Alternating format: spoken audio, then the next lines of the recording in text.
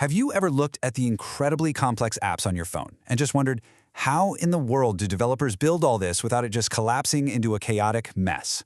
Well, a huge part of the answer is a philosophy called object-oriented programming, or OOP.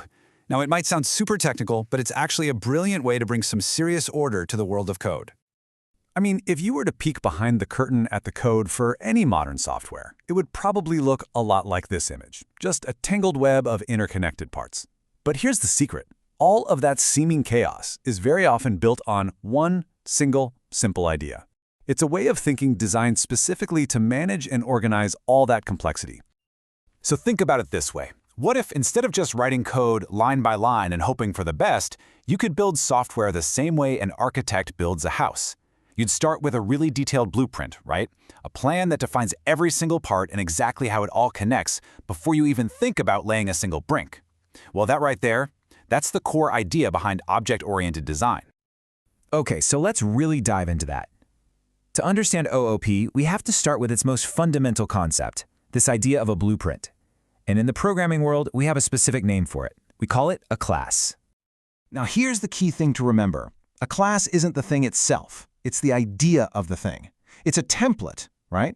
It's a plan that defines all the properties something will have, which we call its attributes, and all the actions it can perform, which we call its methods. So the crucial distinction here is between the plan and the reality. As you can see, the class is the blueprint for a car.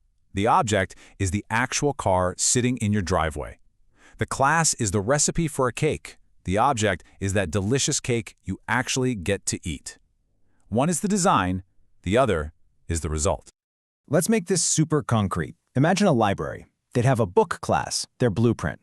This blueprint says every single book has to have a title, an author, and a genre. It also defines actions or methods that can be performed, like borrow and return. So that actual physical copy of To Kill a Mockingbird sitting on the shelf, that's an object, created from the book blueprint. Or how about this one? A rental car service. They've got a car class as their blueprint. Every car has a make, a model, and a year. And it has actions like it can be rented or returned. That specific Toyota Corolla with the license plate ABC123 parked out front, that's a single object, or what programmers call an instance, of that car class. Okay, one last one to really lock this in. A botanical garden.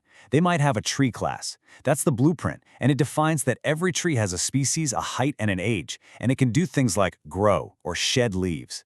But that specific, majestic 50-foot oak tree in the middle of the park, you guessed it, that's an object. See, the blueprint is totally reusable, but every object it creates is unique. So we've got the concept down, right? The analogies make sense, but how do we actually build these blueprints? What does it look like when we get down to the code? It pretty much breaks down into 4 simple parts. First, you give your blueprint a name, something like person. Second, you define its attributes, what kind of data it's going to hold, like a name and an age. Third, you create something called a constructor, which is just a special method whose only job is to build a new object from the blueprints. And finally, you define all its other methods, all the actions it can perform, like display info. Now, these methods kind of come in 2 flavors. Most of them are what we call instance methods. They operate on a specific object, like getting one particular person's name.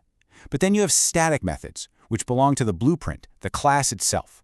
You can think of them as general utility tools that don't need a specific object to do their job. Okay, so having blueprints is great, but the real magic of OOP, the thing that makes it so powerful, comes from 4 guiding principles. Think of them as the rules of the road for building really good software. And the first one is called encapsulation. Encapsulation is all about bundling things up. It's the idea of taking all of an object's data and all the methods that work on that data and packaging them together into one neat, tidy, self-contained box. And, this is crucial, it's also about protecting what's inside that box from the outside world. And why do we even bother doing this? Well, it's all about safety and simplicity. By restricting direct access to an object's data, you prevent all sorts of bugs and keep your data secure from accidental mistakes. This is often the difference between a stable, reliable app and one that crashes every time a developer tries to update a single feature. And this is a brilliant way to think about it. When you drive a car, you're using a really simple interface, right? You've got the steering wheel, the pedals, the gear shifter. You don't need to know anything about the complex mechanics of the engine or the transmission to make it go. The car's internal complexity is encapsulated. It's hidden away, exposing only what you absolutely need to use it. And in the code, we make this happen using what are called access controls. We make the data itself private, which means nothing outside the object can touch it directly. Then, we provide public methods, you'll often hear them called getters and setters, that act as the gatekeepers, giving us controlled, safe access to that data. All right, on to our second principle, inheritance. So if encapsulation is all about building these strong, self-contained boxes, inheritance is about creating whole families of related boxes. Inheritance is, well, it's exactly what it sounds like. It lets a new class, we call it the child, automatically receive all the attributes and methods from an existing parent class. This is an incredibly powerful way to reuse code and build really logical relationships between your blueprints. The key idea here, the thing you really want to remember, is the is-a relationship. An electric car is a type of car. A dog is a type of animal. When you structure your code this way, it starts to mirror the real world, which makes it so much more intuitive to understand and manage.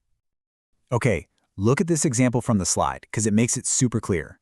We have a parent animal class. It has a name and an eat method.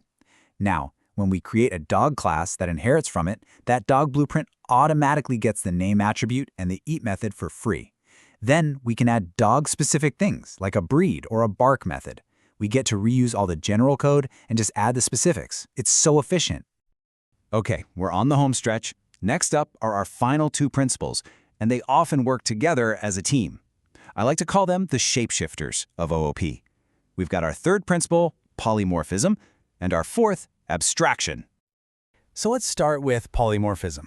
It's a fancy word that literally just means many forms. And as you can see, it's the ability for different objects to respond to the very same command, but in their own unique way. So if you tell both a dog object and a cat object to make sound, one's going to bark and the other's going to meow. Same command, different results. And that leads us right into abstraction. Abstraction is all about hiding the messy details. You don't need to understand the physics of a dog's vocal cords to tell it to make a sound. You just need the simple command, make sound. Abstraction gives us that simple interface and tucks all the complicated stuff away behind it. So at the end of the day, OOP is so much more than just a technique. It's a whole mindset. It's a way of looking at a problem and first identifying the core things or objects that are involved. From there, you design the blueprints, the classes for those things. And then you apply these 4 principles we just talked about to create a clean, organized, and really powerful structure for your code. By thinking in terms of these blueprints and building blocks, you can manage incredible complexity and create software that is more secure, more flexible, and just a whole lot easier to maintain. You have the architectural plans, so the only question left is, what are you going to build with them?